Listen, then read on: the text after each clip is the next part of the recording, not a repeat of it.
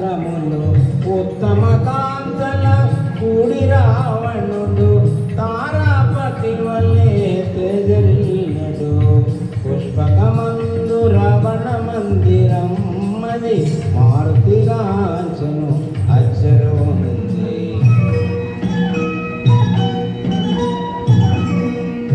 ఆనందు రణమందున గెలిచే శ్రీలందరిను జయజను పితృదైత్య గంధర్వ కన్యలు ఎందెందరో రాజర్షి కన్యలు సీతదాక వారందరు కన్యలే రావణు మెచ్చి వరించిన వారలే పుష్పకమందు రావణ మందిరం మది మారుతిగాంచెను అచ్చరుంది శ్రీ హనుమాను గురుదేవుడు నాయక పలికిన సీతారామ కథ నే పలికద సీతారామ కథ.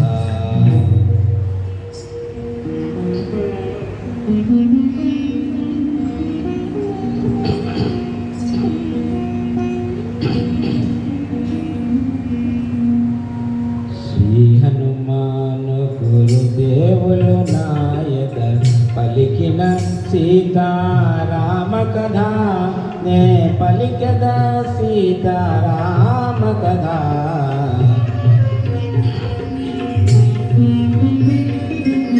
ఐరావతము దంతపు మొనలతో ఓరున పొడిచిన గంతులతో వజ్రాయుధపు ప్రఘాతములతో చక్రాయుధపు ప్రహరణములతో జయ పరంపరల గురుతులతో కీర్తి చిహ్నముల కాంతులతో లంకేశుడు శయనించ కాంతలతో సీతకై వెదకే మారుతి ఆశతో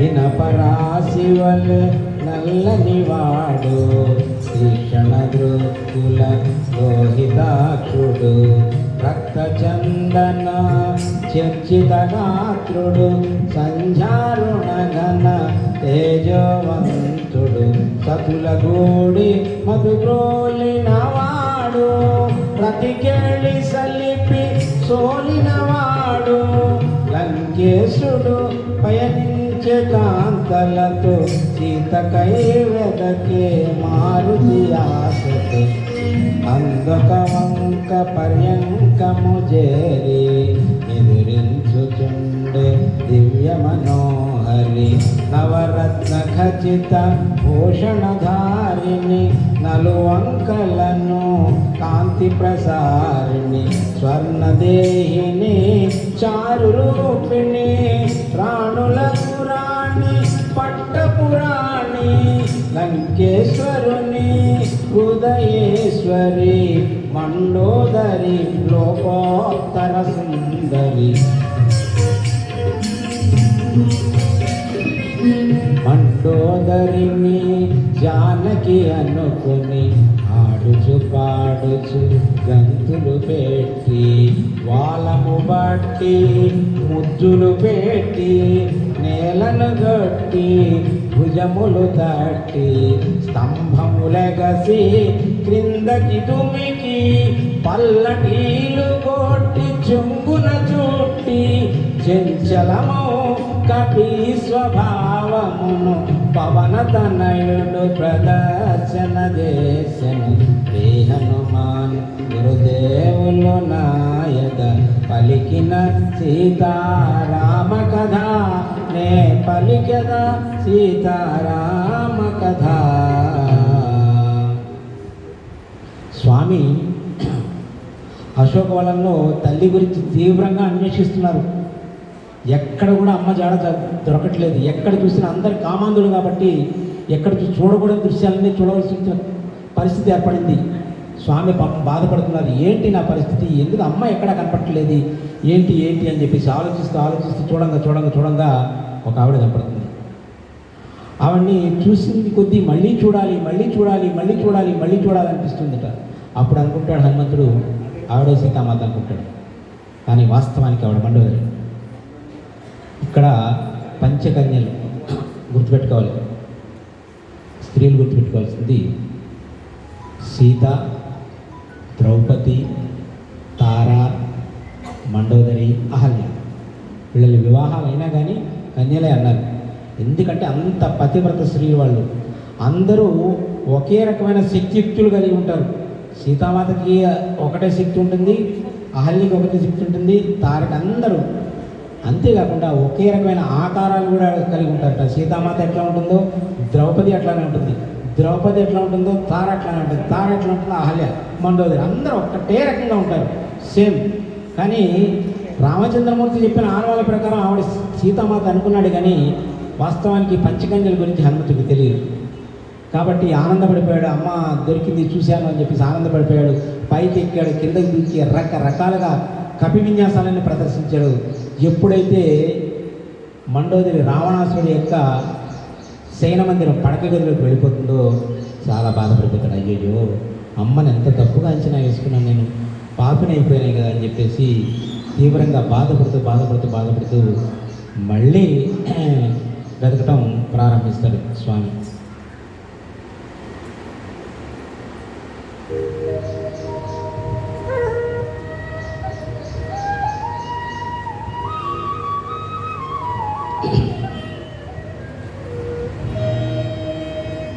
రాముని సీత ఇటులుండునా,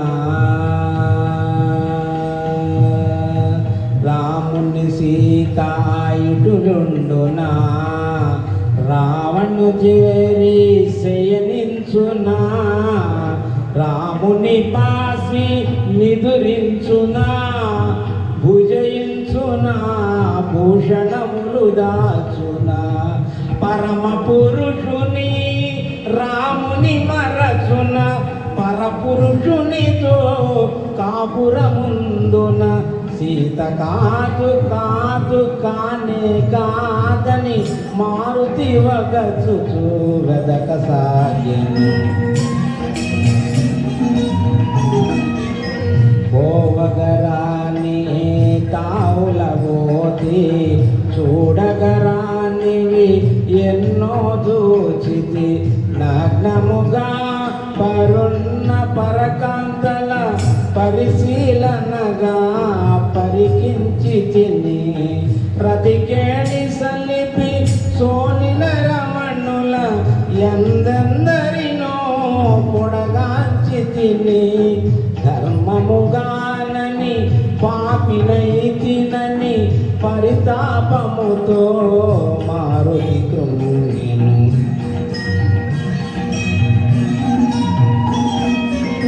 సుదతులతోడా సీతయుండగా, వారల చూడగా వెదకుటలాగా, మనసున ఏమి వికారము నొందగా, నిష్కామముగ వివేకము వీడగా, సీతను వెదకుచు చూచితి గాని, మనసున ఏమి పాపమెరుగనని, స్వామి సేవ పరమార్థము దాకొని, మారుతి సాగెను సీత కోసమని.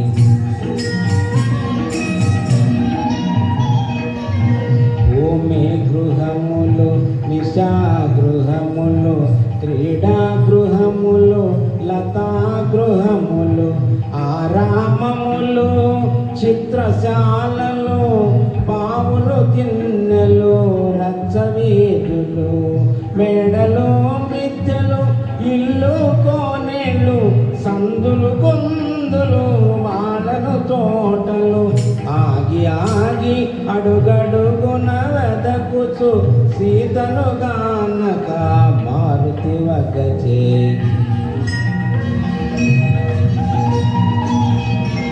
సీతామాత బ్రతికి ఉండును, క్రూర రాక్షసుల పాల్పడి ఉండును, తాను పొందని సీత ఎందుకని రావణుడే హతమార్చియుండును అని యోచించుచు అంతట వెదకుచు తిరిగిన తావులా తిరిగి తిరుగుచు ఆగి ఆగి అడుగడుగున వెదక్కుచు సీతను గానక మారుతి వగచే.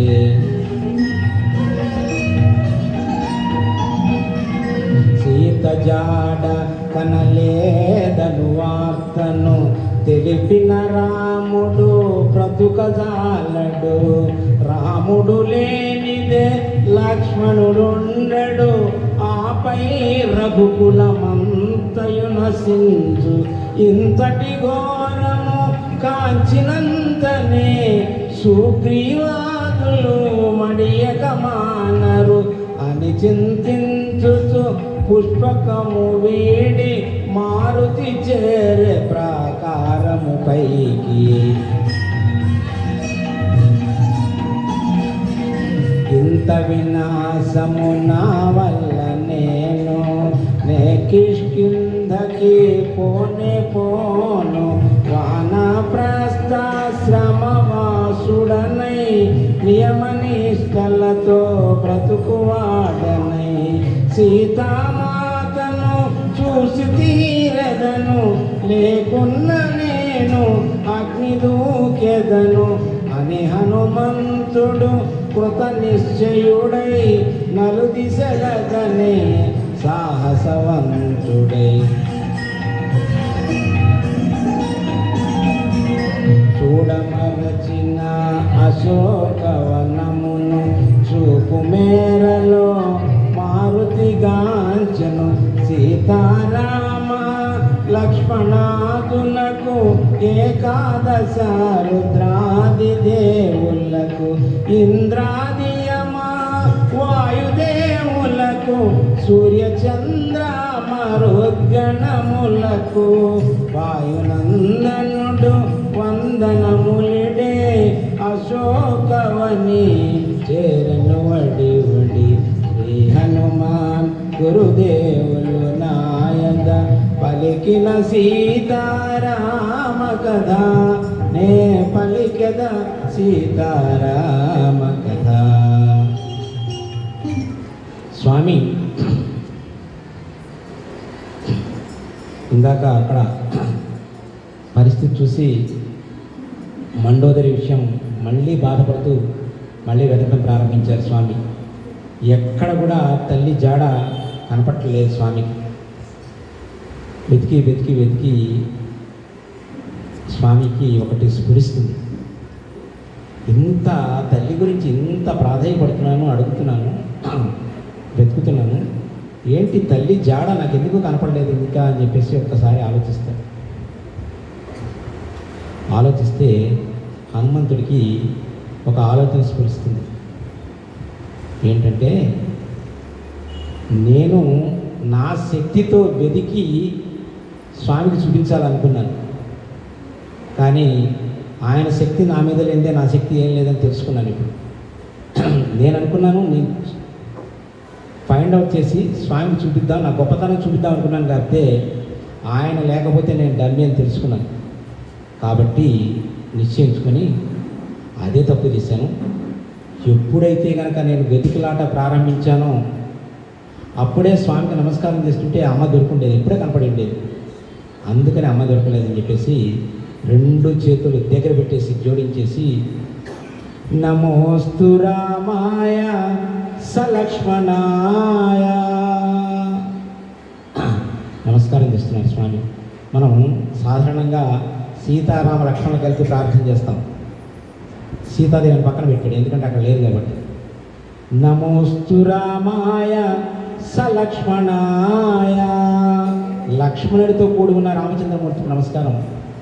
దేవ్యై చ తస్మై జనకాత్మజాయై, దేవ్యై చ తస్మై జనకాత్మజాయ అంటే జానకి. దేవి అంటే ఒక వెలుగు, ఒక కాంతి. ఆ కాంతి నాకు కనపడాలి. ఎలా కనపడాలి? జనకాత్మజాహి, జానకి మాతలాగా కనపడాలి. జనకుడు మిథిలలో యజ్ఞభూమిని దున్నుతూ ఉంటాడు. యజ్ఞభూమిని దున్నుతున్నప్పుడు జానకి మాత జనకుడికి అక్కడ దొరుకుతుంది బిడ్డగా. ఆమెను తీసుకొచ్చి పెద్ద చేసి రామచంద్రమూర్తికి వివాహం చేస్తాడు. అది ఆవిడ జీవిత వృత్తాంతం. తండ్రికి అనుకోకుండా కనపడి ఎట్లా ఆనందించావో, ఆనందం ఇచ్చావు కదా తండ్రికి. అమ్మా ఈ బిడ్డ కూడా వస్తున్నాడు, తండ్రికి ఇచ్చావు కదా ఆనందం, ఇదిగో ఈ బిడ్డ కూడా వస్తున్నాడు, ఈ బిడ్డ కూడా నువ్వే కనపడి నువ్వే ఆనందం ఇవ్వాలని చెప్పేసి నమోస్తు రుద్రేంద్రయమానిలేభ్య నమోస్తు రుద్ర, అందరికీ నమస్కారం చేస్తున్నాడు. ఇంద్ర యమ అనిలేభ్య నమోస్తు చంద్రార్క మరుద్గణే, చంద్రుడికి సూర్యుడికి అగ్నిదేవుడు అనలేభ్య వాళ్ళ నాన్నగారికి అందరికీ నమస్కారం చేశారు. ఇది రామకార్యము, స్వామి కార్యంలో వెళ్తున్న అమ్మ నాకు కనపడాలి అనగానే అటు చూశారు స్వామి. అక్కడ ఒక భవనం, ఒక చెట్టు, ఆ చెట్టు దగ్గర ఒక భవనం, ఆ భవనం దగ్గర ఒక చెట్టు ఉంది. ఆ చెట్టు కింద ఒక ఆవిడ కూర్చొని ఉంది. ఆవిడ చంద్రకాంతితో ఉంది, చంద్రరేఖలాగా ఉంది, నివురుగప్పిన నిప్పులాగా ఉంది, అగ్నిదేవతలాగా శోభిస్తూ ఉంది. ఇంకా అనుకున్నారు స్వామి వేరే ఆలోచనే లేదు, ఆవిడే జానకి, ఆవిడే సీత అని చెప్పేసి నిశ్చయించుకున్నారు. స్వామి ముందుకు వెళ్తున్నారు.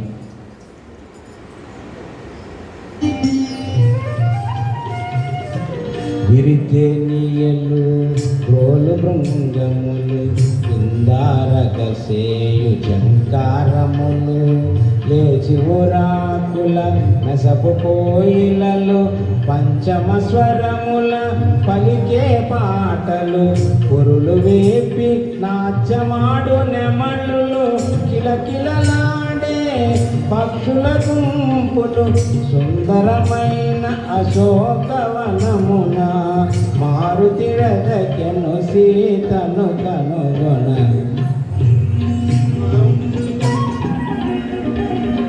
కపికిశోరుడు కొమ్మ కొమ్మను కోపు చూపు చూపు కసాగెను పువ్వులు రాలెను తీగలు తెగెను ఆకులు కొమ్మలు నేలపై పడెను పూలపై రాల పవన కుమారుడు పుష్పరథము వలె వనమున దోచెడు సుందరమైన అశోకవనమున మారుతి ఎగచెను సీతను కనుగొన పూలనిన పుదీవియలనిన జానకి చెందో మనసోనని పద్మపాత్రముల పద్మాక్షుని గణ పద్మాకరముల కొంత చేరునని అన్ని రీతుల అనువైనదని అశోకమని సీతయుండునని శోభిల్లు సింసుప తరుశాకలపై మారుతి కూర్చొని కలయదూసెను శ్రీ హనుమాన్ గురుదేవులు నాయక పలికిన సీతారామ కథ నే పలికెద సీతారామ కథ.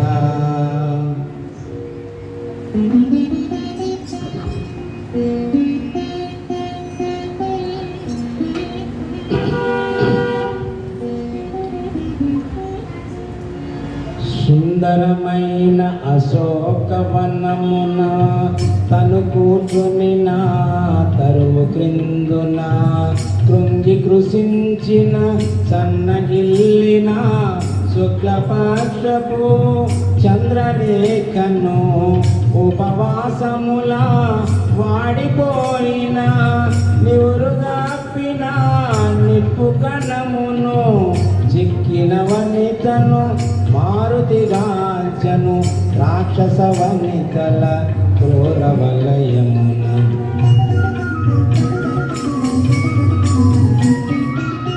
మాసిన పీత వసనమును దాచిన మన్నున పుట్టిన పద్మమును పతి వియోగ స్వకా